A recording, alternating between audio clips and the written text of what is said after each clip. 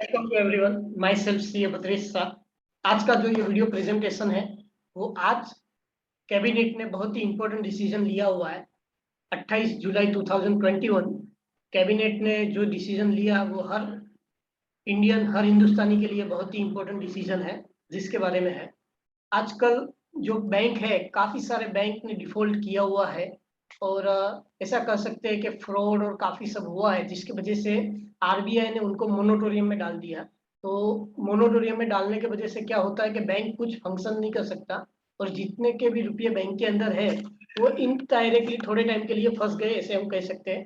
जैसे पास में yes bank के साथ हुआ, Punjab and Maharashtra cooperative bank के साथ हुआ है, लक्ष्मी विलास बैंक के साथ हुआ है, कपोल बैंक के साथ हुआ है, और भी बहुत सारी कोऑपरेटिव बैंक है, प्राइवेट बैंक है, जिनके साथ ये हुआ है कि बैंक ने बराबर फंक्शन नहीं किया, जिसके वजह से आरबीआई ने उनको मोनिटोरियम में डाल दिया और जिसके वजह से हर हिंदुस्तानी के रुपये बैंक में फंस गए।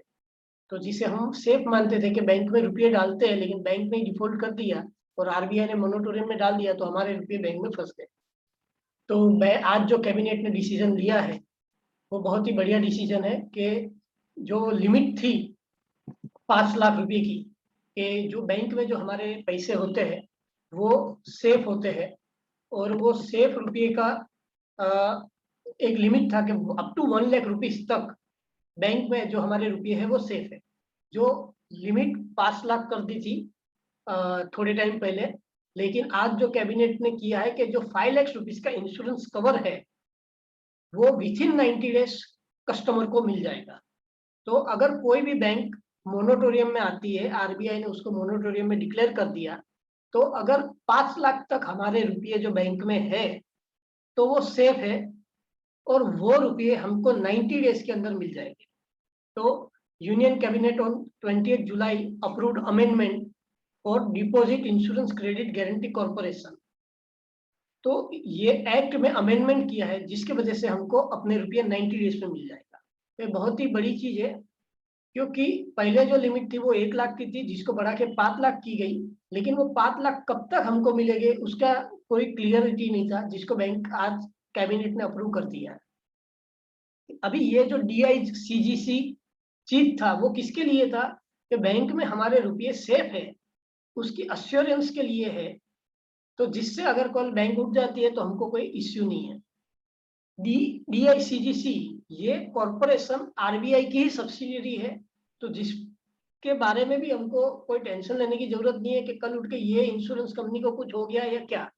तो ये जो कॉरपोरेशन है वो आरबीआई की सब्सिडियरी है, जो बैंकों में जो हमारे रुपये है उसके प्रोटेक्शन के लिए ही है।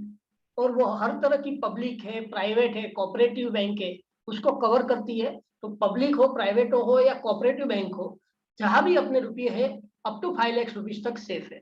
और जो फॉरेन बैंक इंडिया में ऑपरेट करते हैं उसको भी ये रूल एप्लीकेबल है। तो उसका मतलब ये नहीं कि फॉरेन की बैंक है, दुबई की बैंक है, कनाडा की बैंक है, लेकिन अगर जो इंडिया में ऑपरेट करती है तो उसको ये रूल एप्लीकेबल होगा। और आरबीआई ने और कैबिनेट ने आज और एक चीज क्लेरिफाई कर दी है कि जो बैंक अभी स्ट्रेस में है उसको भी ये रूल एप्लीकेबल होगा। तो उसमें भी लोगों के जो रुपये फंसे हुए हैं उसको भी बहुत जल्दी कॉरपोरेशन क्लियर कर देगा। जो मैंने पहले बताया कि ये लिमिट पहले 1 लाख थी, लेकिन 1 लाख की लिमिट बहुत ही कम है, उससे ज्यादा रुपया लोगों के बैंकों में होते हैं। तो जिसको लिमिट बढ़ा के 5 लाख की है वो तो बहुत ही बढ़िया है।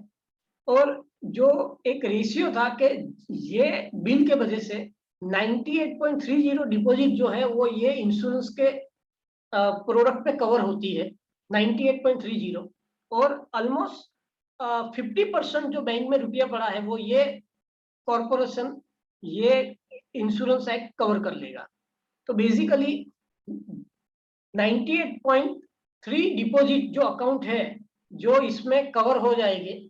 और जो मैं टर्म्स वैल्यू की बात करूं तो जो बैंकों में रुपया पड़ा है उसका 50.90 मतलब ऑलमोस्ट 51% रुपया जो है वो ये कवर के अंदर आ जाता है। तो अभी आप कोई भी बैंक में पैसा रखिए जो DICGC इंश्योरेंस कवर में है, आप बैंक में जाके पूछ सकते हो कि भाई जो आपका बैंक है वो DICGC कॉरपोरेशन को फॉलो कर रहा है कि नहीं। अगर वो नहीं करता है तो आप वो बैंक में रुपया मत डालो। जो ये रूल को फॉलो करता है उसमें आप रुपया डालो, और ऑलमोस्ट सभी बैंक जो है इसको कंपल्सरीली फॉलो कर रही है, क्योंकि एक मैंडेटरी हो गया है। दूसरी चीज, कई बार लोगों को लगेगा कि अगर मेरा 10 लाख रुपया पड़ा रहेगा तो क्या सिर्फ मुझे 5 लाख ही मिलेगा? मोनोटोरियम पीरियड के time up to 5 lakh rupees तक का गारंटी जो है वो कॉर्पोरेशन का है, और अभी जो विद इन 90 डेज आपको वो मिल जाएगा। उसके ऊपर का जो रुपया है, जब भी बैंक फंक्शनिंग करेगा, आरबीआई मोनोटोरियम निकालेगा, उनका फंसा हुआ रुपया आएगा, तभी अपने को मिलेगा। इसका एक रास्ता यही है कि आप मल्टीपल बैंक में अकाउंट रखो, क्योंकि ये जो 5 लाख रुपीज का कवर है वो पर बैंक पर अकाउंट है। तो मतलब अगर मेरा एक अकाउंट एसबीआई में है और वहां पे मेरा 5 लाख रुपया पड़ा है तो वो सेफ है। अगर मैं एसबीआई का नाम तो यूं लिया, एसबीआई तो गवर्नमेंट का प्राइम बैंक है जिसको कभी कुछ नहीं होगा। लेकिन मैं एक फॉर एग्जाम्पल कोई भी नेशनलाइज बैंक में है, अगर मेरा 10 लाख पड़ा है, तो मेरे को अगर एकदम सिक्योर होना है तो वो बैंक में मेरे को 5 लाख रखना है, और कोई दूसरी बैंक में 5 लाख रखना है, तो मेरा 10 लाख रुपया सिक्योर है।